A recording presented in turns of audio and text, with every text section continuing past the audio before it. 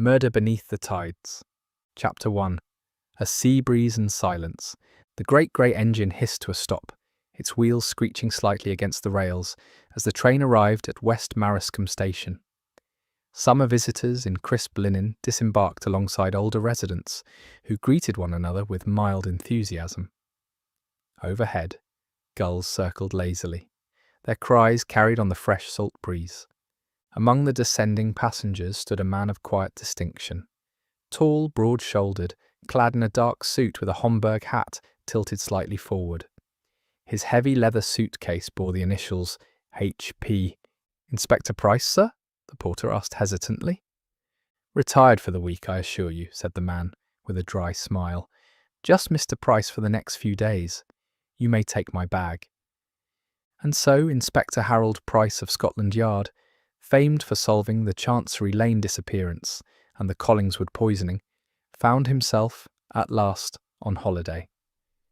Though not a man easily given to leisure, his superiors had insisted he take a few weeks by the coast before returning to London's endless noise and crime.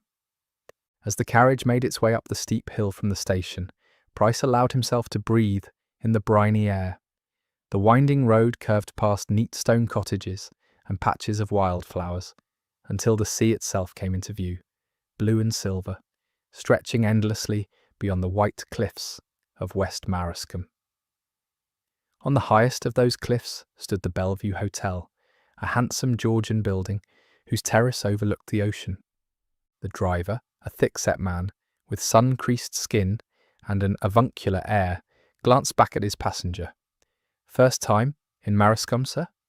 "Yes, I was told the sea air here does wonders for the nerves." The driver chuckled. "That it does.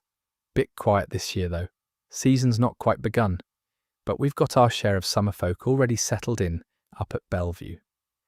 "I prefer quiet," said Price, looking out thoughtfully as they passed the crumbling ruins of a chapel on the hilltop. "And solitude." The Bellevue Hotel was all gracious charm and seaside elegance, cream-coloured walls, white-railed balconies and ivy climbing up its western face gave it a timeless appearance. Inside, the drawing-room was bright and airy, with polished wood floors, pastel-coloured sofas, and large bay windows that caught the morning light. The manager, a brisk woman named Mrs. Cribben, greeted Price with efficiency. "Mr. Price, welcome. Room 204, second floor sea-facing. Breakfast is served between 8 and 10. Dinners are announced by the bell at 7 sharp. You'll find your fellow guests most agreeable." "I'm sure I shall," murmured Price as he signed the register. He took note of the names above his own. Lady Margaret Chiltern, Surrey. Captain Theodore Hollingsworth, retired. Mr. Francis Darnley, London. Miss Emily Blakemore, Brighton. A curious grouping, all staying at the same coastal hotel. Price had learned long ago that, even in the most innocent guest list, a story often lurked between the lines.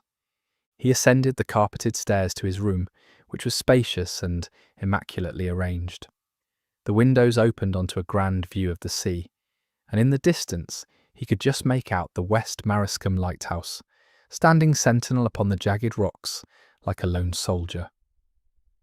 For a while, Inspector Price allowed himself to do what he rarely did in London: absolutely nothing.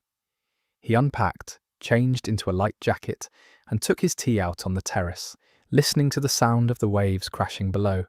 For an hour, he enjoyed the strange sensation of anonymity. That evening, just as twilight painted the sky in lavender and rose, he went down to the drawing-room for a glass of port. It was there he met Lady Margaret Chiltern. She was in her mid-50s, still striking in her posture and dress, draped in fine silks of a dusky violet shade. Her grey hair swept elegantly back beneath a netted veil. A trace of French perfume lingered in her wake. Her manner was warm but guarded, her tone refined yet edged with something sharper. "You must be the inspector," she said, without waiting for introduction. "The porter mentioned your arrival." Price raised an eyebrow. "I was under the impression I was incognito." She gave a low laugh. "Oh, in West Marascombe, one cannot sneeze without it becoming tomorrow's news. You may relax, Inspector. No one here suspects you're on duty. I'm not, merely on holiday. She looked at him for a moment, then lowered her voice. Perhaps, but your instincts are never truly on holiday, are they? Tell me, do you ever get the feeling you're being watched? The question took him by surprise. Frequently, but that's generally in relation to murderers or pickpockets. Lady Chiltern glanced toward the window, where the last of the sun dipped beneath the waves. I ask because I do, lately. I feel eyes on me, even when I'm alone. I've told no one, of course. They'd think me fanciful. But a woman knows, Inspector. She knows when danger is near. Price studied her face. There was no obvious hysteria or delusion, just a quiet certainty. Have you received any threats, letters, calls at your door? Number nothing concrete, just a sense, a coldness in the room that wasn't there before. And do you suspect anyone in particular? Lady Chiltern paused. Her fingers tightened slightly on the stem of her wineglass. There are always shadows in one's past, Inspector. Even in a place as peaceful as this, some shadows come back. With that she rose, gave him a cool smile, and departed the room. Price watched her go. The port in his glass was warm now, but he scarcely noticed. For the first time since arriving, he felt the faint stirrings of that old familiar feeling, a shift in the air, the prickling on the back of the neck, the silent warning. Chapter 2. The Widow's Warning. The following morning broke clear and golden, with a salty breeze wafting in through the open sash windows of room 204. Inspector Price awoke early, as was his habit, and spent a quiet hour strolling the promenade. West Maryscombe had a sleepy, genteel charm, rows of whitewashed houses, tidy shops with striped awnings, and an old stone church whose bells tolled gently across the town. Despite the warmth of the sunlight, Price couldn't shake the memory of his encounter with Lady Margaret Chiltern the night before.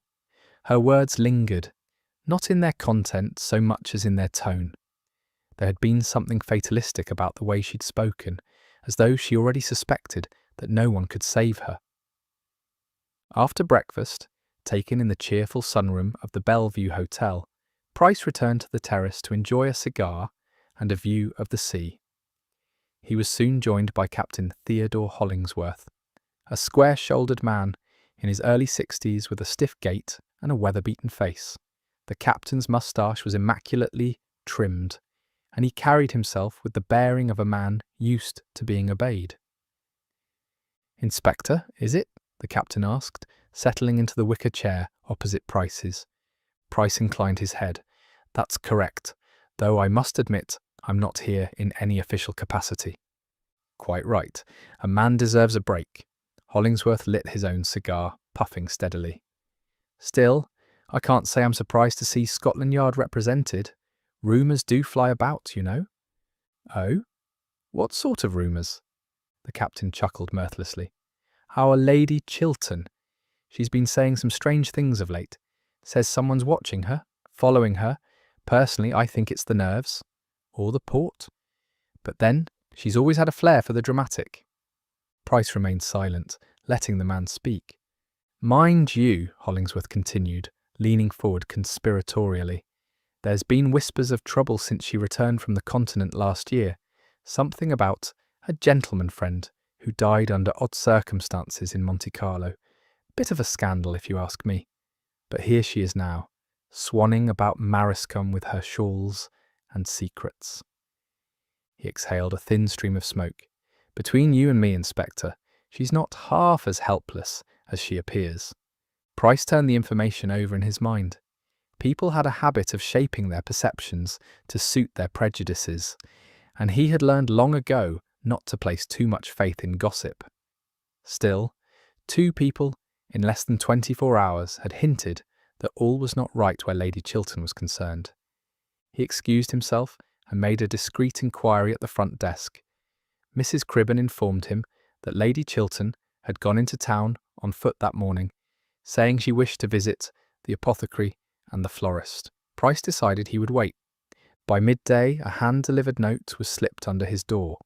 It read, Inspector Price, I hope you will forgive my presumption, but I find myself in need of your conversation once more. If you are free this afternoon, would you join me for tea in the Rose Garden at 3 o'clock? Lady Margaret Chiltern. At precisely 3, he arrived in the Bellevue's modest but well-kept garden. Lady Chiltern was already seated at a small ironwork table, shaded by a red parasol. She wore a wide-brimmed hat, adorned with a single violet plume, and a mauve dress of elegant cut. Her manner was pleasant but subdued. "I thank you for coming," she said, as he took the seat opposite hers. "I hope you don't think me absurd." "I think you troubled," Price replied calmly, "and a troubled woman who asks for help is neither absurd nor foolish." She smiled faintly, then turned her gaze to the sea. "I'm not mad, Inspector. I've felt someone following me. Not in the obvious sense, nothing as crude as footsteps in the dark. But a presence. Do you know what I mean?" "Yes," he said slowly. "I've heard it described before. The feeling that the air itself thickens, that an unseen observer is near." "Exactly," she said, a shiver crossing her shoulders. "I used to feel safe here. The Bellevue has always been a place of rest, but now I dread returning to my room." She paused and glanced over her shoulder, as though expecting someone behind her. "There's a man," she whispered. "I've seen him once, near the cliff path. He wore a dark coat, and he stood too still. When I turned to approach, he was gone. I've asked the hotel, but they know nothing." "Why not go to the local police?" Lady Chiltern looked away. "And say what? That I'm afraid of shadows? Number, I thought, instead, I would appeal to someone who deals in shadows for a living." Price leaned back. "Do you know why someone might wish you harm, Lady Chiltern?" She hesitated. "I'm not without enemies. I was not always kind in my younger years. There was a matter, some years ago, in India. A man's ruin, perhaps my fault. But I never thought—" Her voice trailed off. "And more recently," he prompted. She nodded. "A gentleman friend, in France. He died in the spring. Fell from a balcony, or so they said. I suspected foul play. And then, 2 weeks later, I received a letter. No name, no address. It said, 'You took what was his. The tide will return it.'" She retrieved the folded paper from her handbag and handed it to him. The writing was jagged and in ink that had bled with moisture. Price read the words again and again. "You took what was his. The tide will return it." A threat, veiled but unmistakable. That evening, the Bellevue hosted a social outing, a formal gathering at the Mariscombe Lighthouse, where wine and supper would be served on the cliffs at sunset. It was a cherished local tradition, and Price, though not in a festive mood, attended to observe. Lady Chiltern was present, her manner as poised as ever, though Price noticed her hand tremble slightly as she accepted a glass of claret. Captain Hollingsworth was there too, in full naval dress, recounting tales of storms and cannons to a captivated Miss Blakemore. The playwright, Mr. Francis Darnley, lounged by the railing with a bored expression, scribbling verses in a notebook, all the usual personalities, but one was missing. Price scanned the crowd. No sign of the local historian, Mr. Everard Rowe, who was often present at such events, quoting antiquities and lamenting modern taste. The sun dropped lower. Torches were lit, casting flickers of light on the weathered stone walls of the lighthouse. A string quartet began to play. And just as the last orange light vanished over the sea, Lady Chiltern excused herself quietly and wandered off toward the southern edge of the cliff path. Price, noting her departure, waited a few minutes before casually following. The cliff path wound sharply around a promontory of jagged rock and was not well lit.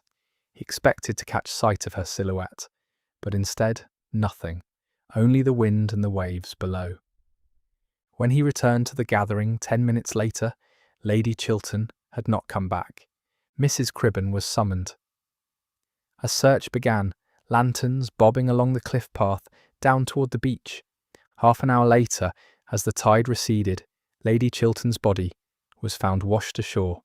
Her hat was gone, her gloves soaked.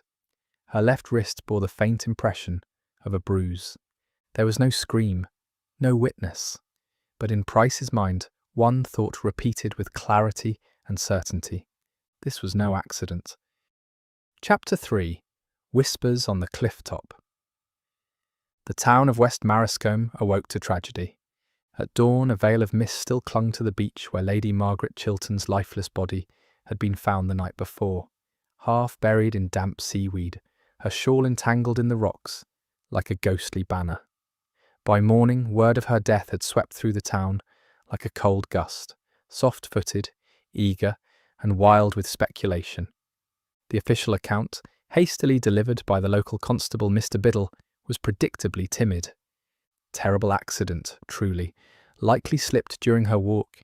Dangerous cliffs, those. A misstep in poor lighting, and he trailed off, gesturing vaguely toward the sea. But Inspector Price, who had stood silently beside the body as it was retrieved by lantern light and carted off to the local infirmary, knew better. No footprints had been found leading down the sandy slope. No shattered lantern, no signs of panic. Only one set of prints descending from the cliff path to the edge, and a small tear in the hem of her gown, likely from being dragged through coarse stone. What's more, the light bruising on her wrist, while not conclusive, was consistent with restraint. As Price walked the narrow cliff path again that morning, retracing her final steps, he paused near the jutting point of Kingfisher Rock, where the wind tugged at his coat. Something caught his eye. A scrap of violet silk caught on a gorse bush. Her dress. She had come this way, no doubt. But had she come alone? Inspector Price made his way into the village proper, boots crunching over gravel as he entered Mr. Holt's general store, a place that doubled as both apothecary and centre of local gossip. The proprietor, a short man with horn-rimmed spectacles and a nervous habit of wiping his hands on his apron, blinked when Price entered. "Morning, sir. Something I can help you with?" "I believe Lady Chiltern visited yesterday. I'd like to know what she purchased, and whether she spoke to anyone." Mr. Holt nodded solemnly. "Yes, she did come in. Bought a vial of camphor oil and some valerian root. Said she hadn't been sleeping well." "Did she seem afraid?" The man hesitated. "She seemed tired, distracted. I asked after her health, and she smiled but didn't answer. But when she turned to leave, she dropped a slip of paper. I gave it back, of course, but I caught sight of the heading. It was a letter. Foreign." "Foreign?" "French, I think. Something about propriété and debt. Property and debt. She seemed rattled after that." Price thanked him and stepped back out onto the street.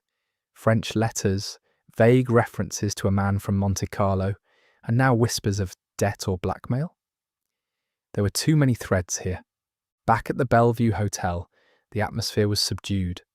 Guests spoke in hushed tones over breakfast, many casting nervous glances toward the empty chair Lady Chiltern had once occupied. A black ribbon now adorned the bell at the front desk. Price requested a word with Captain Theodore Hollingsworth, who agreed reluctantly, leading him to the reading room. The old naval man was visibly agitated, his jaw clenched as he lit a cigar with shaking fingers. "I suppose you've come to interrogate me?" he said bitterly. "I prefer the term question, Captain. You knew the lady, did you not?" "We had history," Hollingsworth said stiffly. "We were close once. That was many years ago. India, as you've likely heard. But that chapter closed long ago." "What was the nature of that history? I fail to see how—" "The nature, Captain." Hollingsworth exhaled a long breath. "Very well. We were engaged. Briefly, she broke it off, chose another man, wealthier, more suitable to her station. I went back to sea. We exchanged letters for a time. After her husband died, we resumed polite acquaintance. That is all. Was there any recent unpleasantness between you?"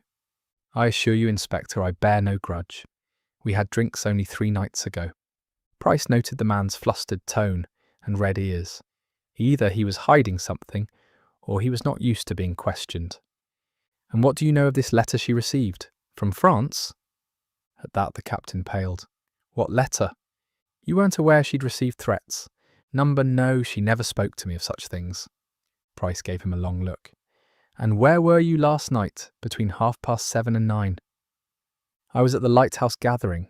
Everyone saw me there. Yes, except for about 15 minutes during which you were absent. I stepped away for a smoke, needed a break from Darnley's insufferable recitations. So you were alone? Hollingsworth's hands gripped the edge of the chair.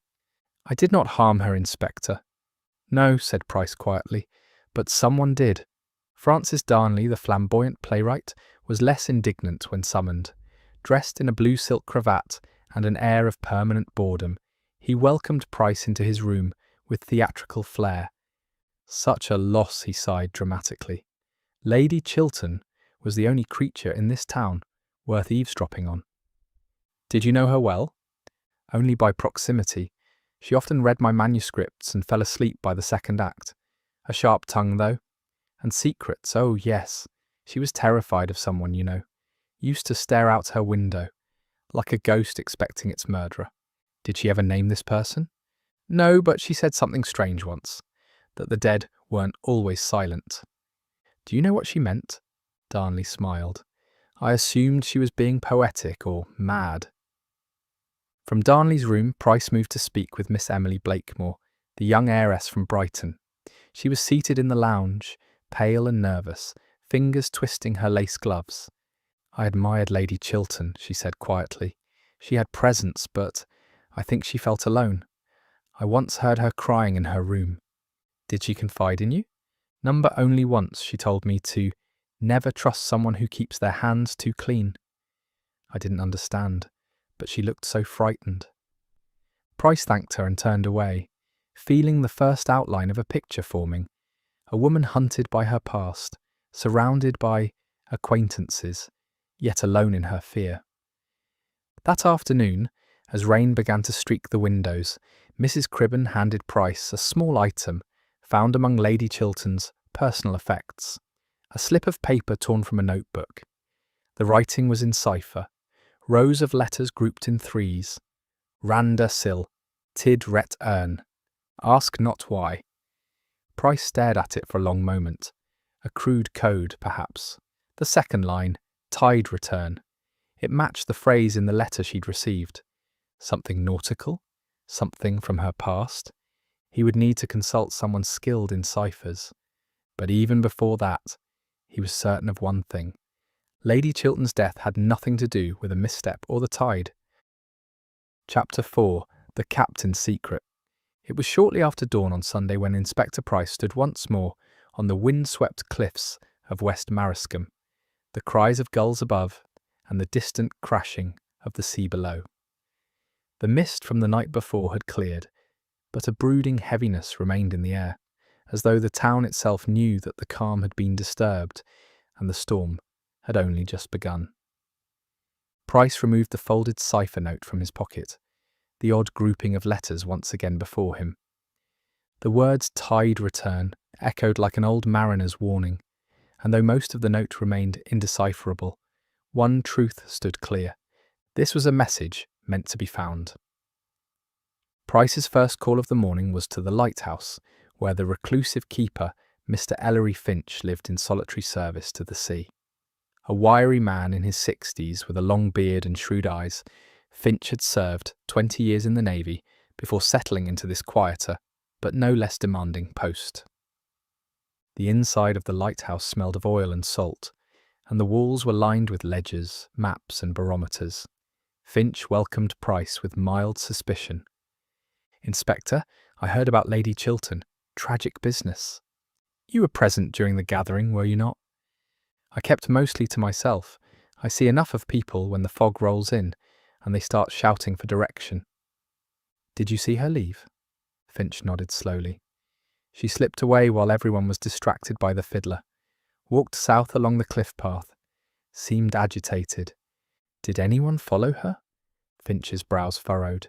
Now you mention it. A few minutes later, I saw someone go after her. A man. Tall, broad, coat flapping in the wind. Thought it might be the captain.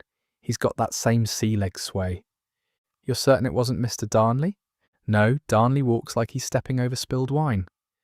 Price thanked him and lingered for a moment in the observation chamber.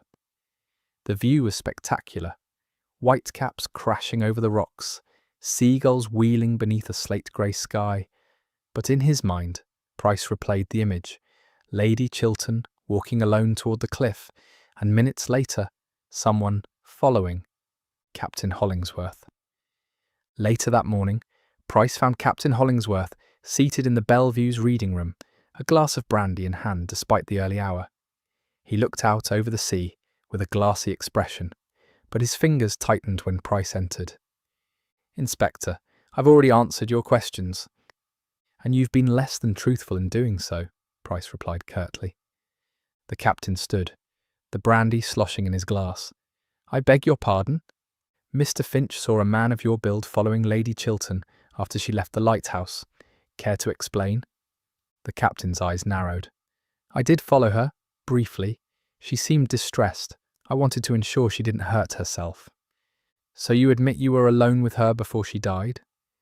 "For less than 5 minutes. She turned to me and said, 'Don't pretend to care now.' And then she walked away. I returned to the gathering." "Why didn't you mention this earlier?" "Because I knew how it would look. Because we had history, and people love to twist a story when a woman dies near a cliff. I'm not a fool, Inspector." "Did you know she was being threatened?" Price asked. Hollingsworth hesitated, then nodded. "She hinted at it. Said she thought someone was watching her. I told her she was safe in Marrascombe. I was wrong." The admission softened something in Price's tone. "What happened between you two in India?" Hollingsworth exhaled heavily and walked to the sideboard to pour another brandy. "Margaret and I were young. I was a lieutenant, she the daughter of a minor diplomat stationed in Calcutta. We fell in love, or thought we did. But there was another man, a merchant, wealthy, ambitious. His name was Sebastien Leroux. French by birth, but with a foot in every port from Bombay to Singapore. He courted her, and she left me for him." "And?" Hollingsworth stared into his glass. "And 2 years later, he was imprisoned for smuggling antiquities out of the country. There was a scandal. Margaret fled back to England. I always suspected she knew more about his dealings than she ever let on." "And did he die in prison?" "Number." "He escaped, disappeared. Some say he died in a storm at sea. Others believe he fled to the continent under a false name. Margaret never spoke of him again." Price's mind turned back to the French letter. The phrase, "You took what was his. The tide will return it." "Do you think he could be alive?" "If anyone could cheat death, it would be Leroux," Hollingsworth said bitterly. "But it's been 20 years, Inspector.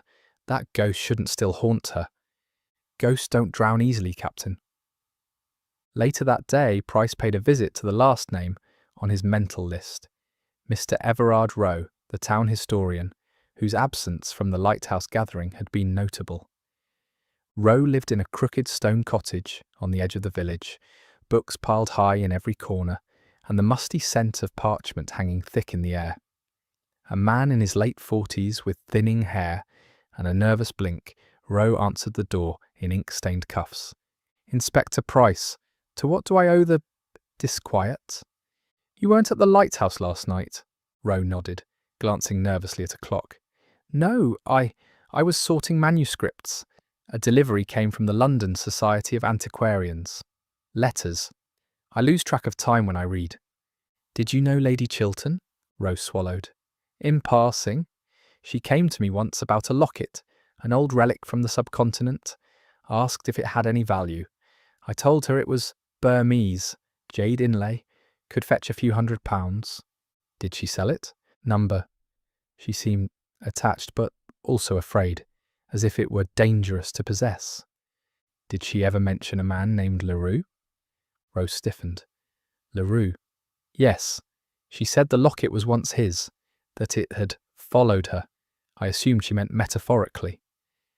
"Did she tell you what was inside it?" "Nothing. She never opened it in front of me."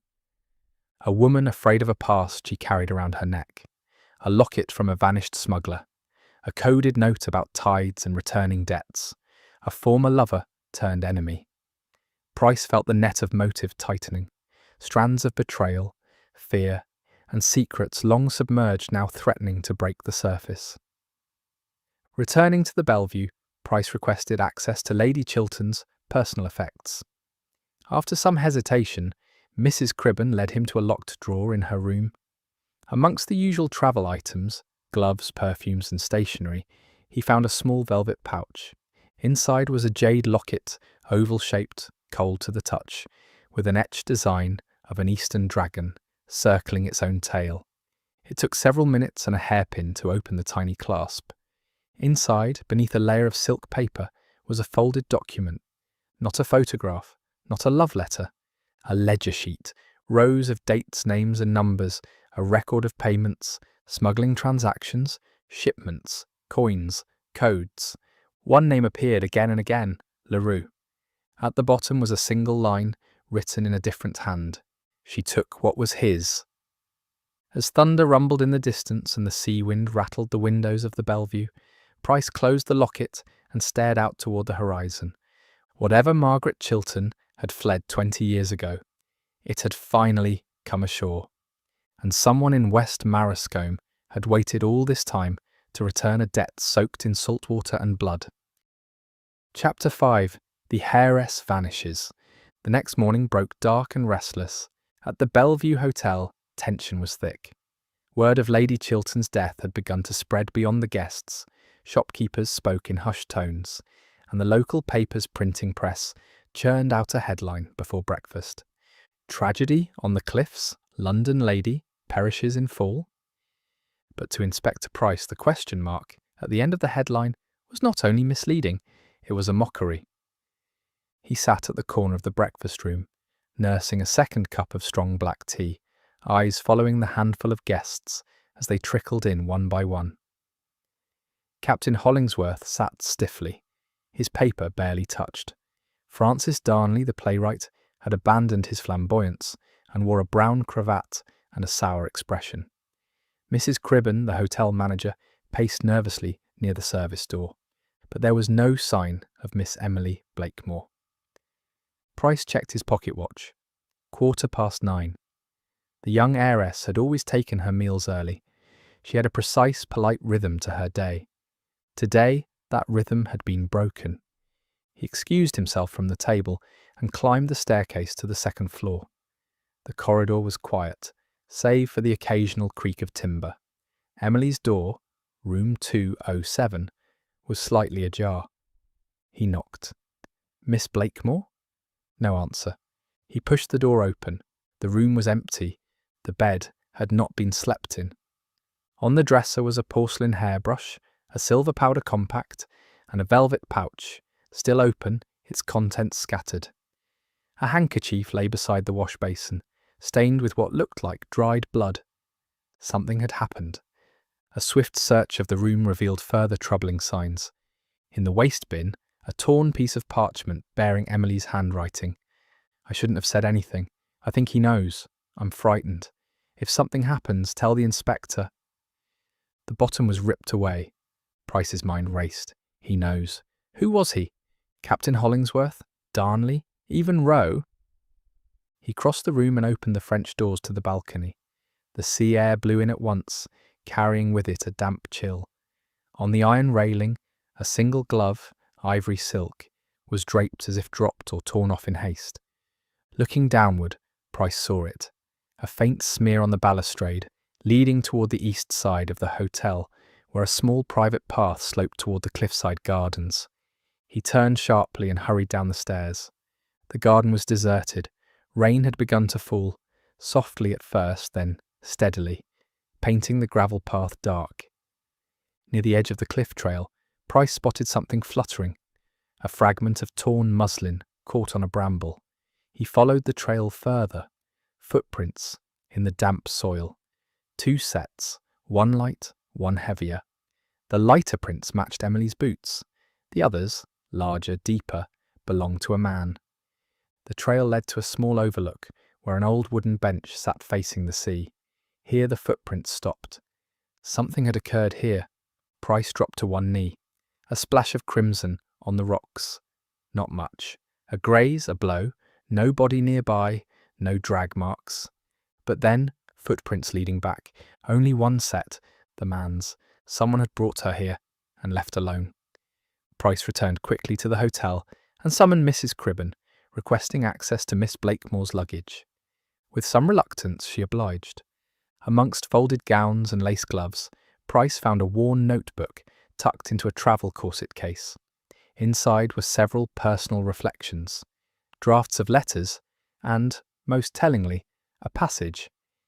Lady C confided more in me after the letter came, said she couldn't bear to carry the burden any longer, mentioned a ship, the Paragon, said it was cursed. That's when he started watching her again.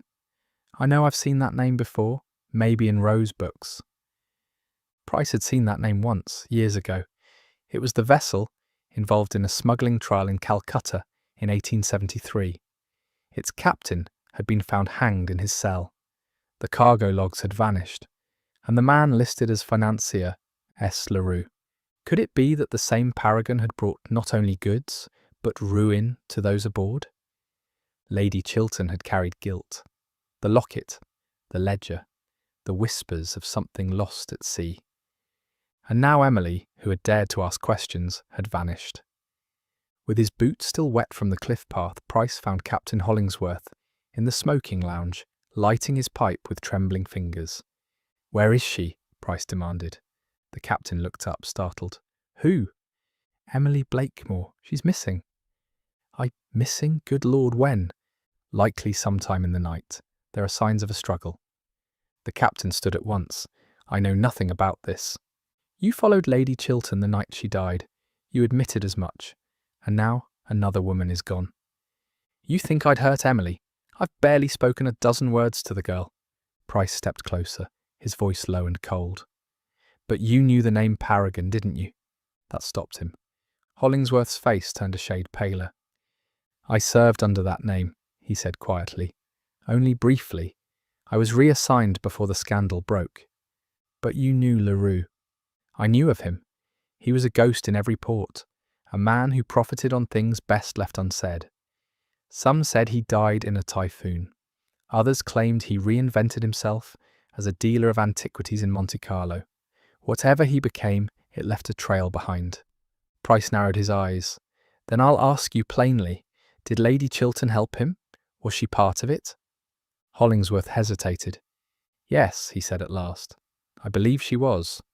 Back in his room, Price laid out the pieces like a game of chess. Lady Chiltern, once involved with LaRue, held on to evidence, perhaps to protect herself, perhaps to blackmail others. The locket contained not sentiment, but records. The Paragon had carried not just smuggled goods, but secrets. Miss Blakemore had discovered too much. She was afraid. And now she had vanished. Price unfolded the cipher again. Randa Sill. Tid return. Ask not why. He began penciling in possibilities. TID-RET-URN was clearly tide return. Randa Sill? Could it be Randa Sill? A name, a location? He flipped to Rowe's local history volume, on West Marascum, searching the index. There. Randa Sill's Cove, an old smuggler's inlet at the base of the eastern cliffs, cut off at high tide, only accessible for 2 hours after dawn or dusk. It would be accessible now. With lantern and revolver in hand, Price made his way down the narrow path to Randa Sill's Cove, his boots crunching over wet pebbles as he descended. The cove was narrow, walled by black stone, and hidden from above. There, tucked against a crevice in the rock, he saw it, a splash of pale muslin. He rushed forward. Emily Blakemore, unconscious but breathing, was tied to an old timber post, a rag bound over her mouth. Her forehead bore a small cut, likely from a fall. Beside her, a broken lantern. Price knelt, loosening the binds quickly. "Miss Blakemore, you're safe now." Her eyes fluttered open. "Inspector, he said I knew too much. He said the sea buries what we're too cowardly to face." "Who, Emily? Who was it?" But she fainted before she could answer. And the tide was coming in. Inspector Price lifted her in his arms and turned toward the winding path. There was still time, but not much. The secrets of the Paragon had nearly claimed another life. But now, Price knew where to look, and who to look at. Chapter 6. A storm breaks over Marriscombe. By mid-afternoon, West Marriscombe was sealed in grey. Inside the Bellevue Hotel, the mood had turned anxious. The hotel's guests, few as they were, had gathered in the drawing room, huddled by the fire like survivors of a shipwreck, uncertain, alert, and very much aware that something was wrong. Price stood near the hearth, staring into the flames, his hands clasped behind his back. He had spent most of the morning with the local doctor, who attended to Miss Emily Blakemore after her dramatic rescue from Randasil's Cove. She was safe, resting, but what disturbed Price most was not what Emily had told him before slipping into unconsciousness. It was what she hadn't said. She had seen her attacker, but either she couldn't remember his name, or she had been too frightened to speak it aloud. Price suspected the latter, and now, with the weather trapping everyone inside the Bellevue, he knew the time had come to close the net. At precisely 6:30, the great bronze bell at the front of the hotel rang out. Mrs. Cribben, her face white, her hands clasped tightly around her appointment book, had summoned all guests to the lounge under Inspector Price's instruction. By 7 o'clock the suspects had gathered, drawn together by equal parts curiosity, dread, and resignation. Captain Theodore Hollingsworth, stiff in posture, hands behind his back, as though standing on the quarterdeck of a ship. Francis Darnley, arms folded, peering over his spectacles like a stage director studying a final rehearsal. Mr. Everard Rowe, the historian, pale and fidgeting, glancing often at the grandfather clock. Mrs. Cribben seated near the door, her face unreadable. Only Miss Emily Blakemore remained absent, per doctor's orders. Price stood before them, his expression grave but composed. "No need to lock the doors," Price began. "The storm has done that for us. But before the wind quiets and the morning sun returns, we shall settle the matter of Lady Chiltern's murder and the attempted murder of Miss Blakemore." Gasps fluttered around the room. Captain Hollingsworth stiffened. Darnley adjusted his cravat. Rowe swallowed hard. "Yes," Price said, "attempted murder. Miss Blakemore was found unconscious and bound at the base of the cliffs. If I had arrived half an hour later, the tide would have claimed her." He turned toward the fire and began to pace slowly. The room fell utterly silent. "You all knew Lady Chiltern, though you each claimed to have known her only in part. But the truth is, Margaret Chiltern had long been a woman burdened by secrets and by guilt." He turned toward Hollingsworth. "You, Captain, knew her in India. You were once engaged to her, but she left you for a man named Sebastian Leroux, a man later exposed as a smuggler and traitor." Hollingsworth's face darkened. "I don't deny it. And you suspected, as I do, that Lady Chiltern was more than a bystander in his crimes." Price held up the jade locket retrieved from Margaret's belongings. This contained a ledger chronicling the shipments and deals from Leroux's time aboard the Paragon, a smuggling vessel that vanished from British waters under a cloud of suspicion and scandal. This locket was both a memory and a threat. Someone wanted it silenced, someone who feared what it might expose. He turned to Darnley, who raised an eyebrow. "You, sir, claimed you barely knew the lady, yet you wrote her into your play. A veiled character, the widow of the Eastern Wind, was it not?" Darnley smiled thinly. "A dramatist draws from life, Inspector. And in drawing from life, you hinted that you knew her past." "I suspected," Darnley said, "but knowledge is not guilt." "Unless it can be sold," Price said evenly. "You were blackmailing her. The moment you saw the locket, you realized what you had." "That's absurd," Darnley snapped. You followed her that night," Price cut in, "but you weren't the only one." He turned his gaze toward Mr. Rowe, who now looked positively ill.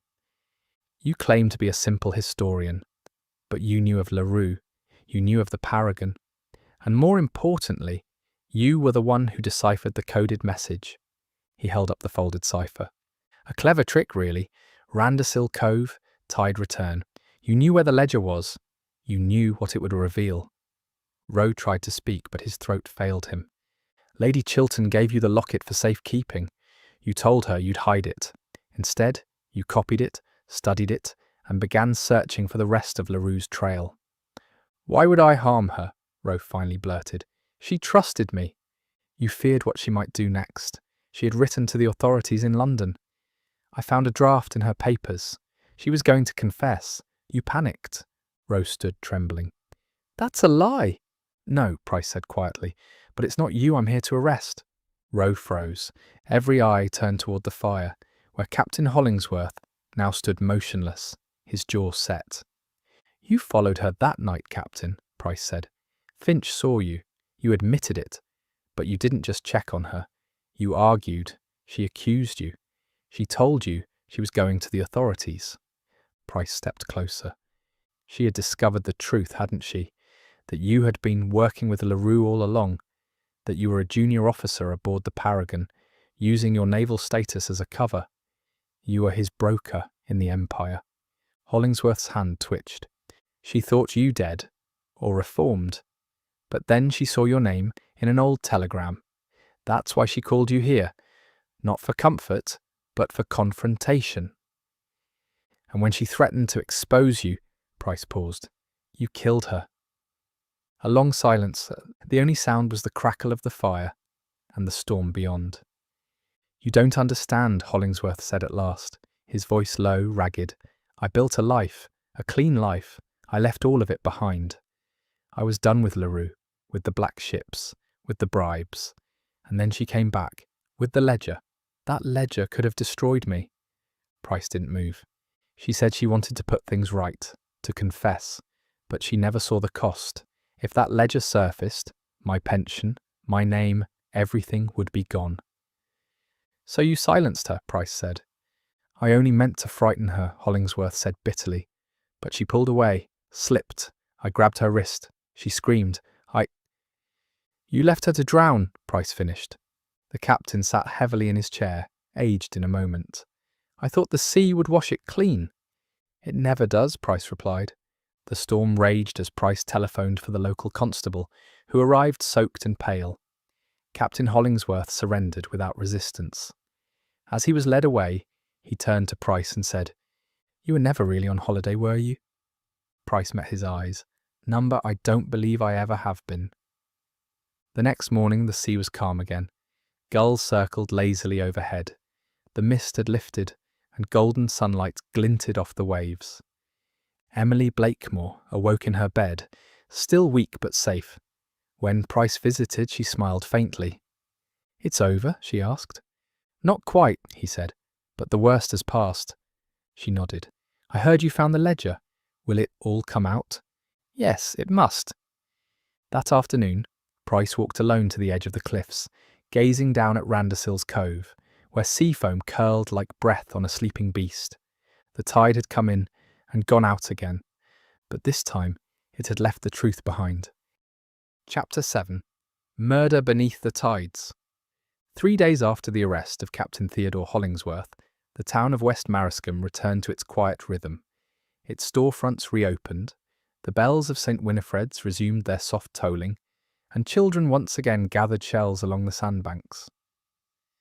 At the Bellevue Hotel, Inspector Harold Price sat in the sunroom, gazing out toward the sea with a cup of Darjeeling untouched beside him.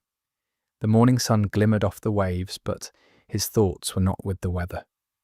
He held in his hand the last page of the Paragon ledger, now part of a sealed evidence file destined for the Home Office. Names, codes, payments, smuggling routes from Calcutta to Lisbon. Among them, his trained eyes had caught something peculiar. A signature. Not LaRue's, not Hollingsworth's, but a third man. One who had, until now, remained comfortably in the background. E. Roe.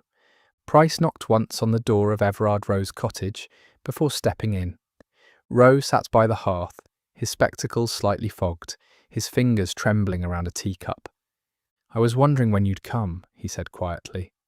Price handed him the file. It was you all along, wasn't it? Roe gave a faint smile. Not all of it. I didn't kill Margaret. I didn't bind that poor girl and leave her for the sea. But I did lie. I did know the ledger's value. I helped LaRue once, just once. I was young. I translated shipment manifests into Latin for him, helped him disguise names, cloaked them in historical codes. I thought it was clever. I thought I was a scholar. And when the Paragon went down, I stayed silent. I burned the letters, but the locket, Margaret found me years later, asked if I still remembered the code. I told her I'd forgotten. He laughed bitterly. I hadn't. You decoded the message for her? He nodded. She said she needed to confront her past, that she wanted to make things right before it was too late. I thought she was brave. He looked up, his eyes glassy. Then she died, and I was a coward. Were you the one who sent the threat? Number. But I knew about it. Darnley had found fragments of the ledger. He thought he could profit from them. Hollingsworth must have seen him approach Margaret at the gala. Thought she'd shared everything. That's when he panicked. Price studied him. You'll need to provide a full statement. The Home Office will want every name on this list traced. Rose sighed.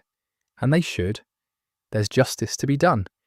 Too many lives buried beneath those tides. 2 days later, under grey skies and a soft drizzle, Lady Margaret Chiltern was laid to rest in the small hilltop cemetery overlooking the sea. The headstone was modest, but fresh wildflowers lined its base, placed, Price suspected, by Miss Emily Blakemore, who stood quietly at the edge of the crowd in a black veil and a simple coat. After the service, she approached him. I owe you my life, she said softly. You owe me nothing, Price replied, but I hope you'll make good use of the one you have. She smiled faintly. I plan to return to Brighton, finish my education, maybe write something truthful about what happened here. He nodded. The world always needs honest stories. That evening, as he packed his bag to return to London, Price received a letter slipped under his door. The envelope was heavy, parchment embossed with the Bellevue crest. Inside, a note in looping feminine script. Inspector Price, if you are reading this, then my fears were not unfounded. I trust that you have done what was necessary, because I saw in your eyes the weight of a man who has done so before. I leave no heirs and no cause for sentiment, but I ask this of you. Let the truth be known, even if it does not flatter the dead. Let the Paragon be named. Let the sins of those days finally be washed away by the tide. Yours, Margaret C. Price, folded the letter gently and tucked it into his coat pocket. At noon the following day, the train to London pulled into the West Maryscombe station. Price boarded with his satchel and coat, taking a window seat as the engine hissed and began its slow retreat from the coast. As the Bellevue Hotel faded from view and the cliffs gave way to rolling fields, Price allowed himself a moment of stillness. His holiday had ended before it began, but justice once again had been served, quietly, firmly, and without spectacle. Epilogue. Beneath the tides. Far below the cliffs, beneath the churning waters of Randasil's Cove, the sea held its silence. The wreckage of the Paragon, long broken, long forgotten, lay deep in the shadows, its secrets scattered among barnacle-covered timbers and rusted chains. But no secret, however deeply buried, remains hidden forever. Not in the tides, not in time, and certainly not in the presence of Inspector Price of Scotland Yard.